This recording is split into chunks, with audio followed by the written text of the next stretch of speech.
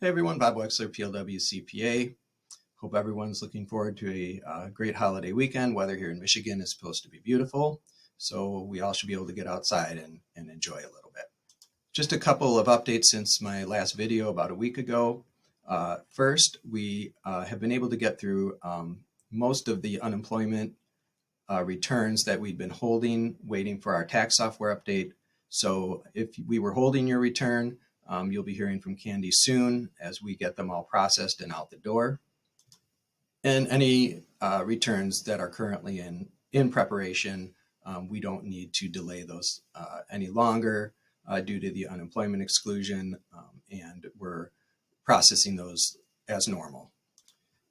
If we have your return in process and you typically have first quarter estimates, you'll be hearing from us prior to April 15th.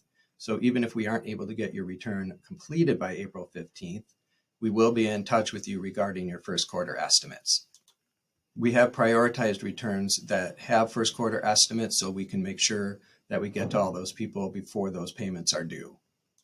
If we don't have your information, you need to start to figure out what your first quarter estimate is necessary. If you have one that you believe is necessary, we will try and get as many returns input as we can, but we are so close now to April 15th that it's very possible that we will not be able to give you a good estimate of your first quarter payment if we don't have your information in-house by now. We'll always do everything we can to help, but we have a tremendous volume of returns where people do pay estimates, and so we're working through those first, and we will then pick up all the rest of the returns after that. Right now, the last date that we'll take returns in with the expectation that they'll be done by May 17th is April 16th.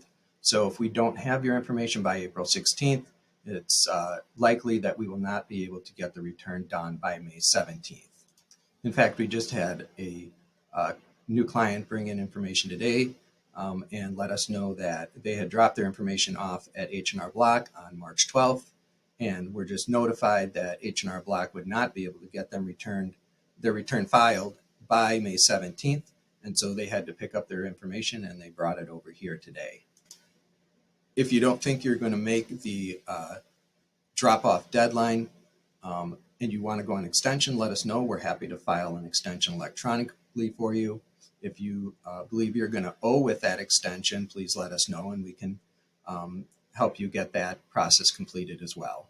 So again, any returns due May 17th will have to be extended by May 17th, and any payment due for 2020 also will need to be paid by May 17th, even if the return goes on extension, because of course an extension to file a return is not an extension to pay your tax liability.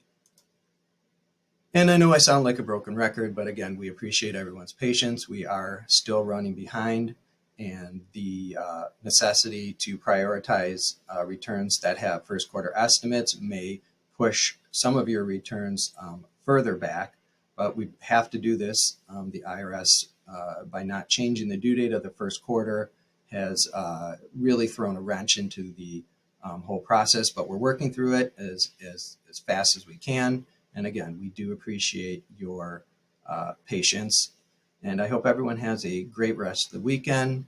Thanks for listening, and we will be in touch with all of you soon.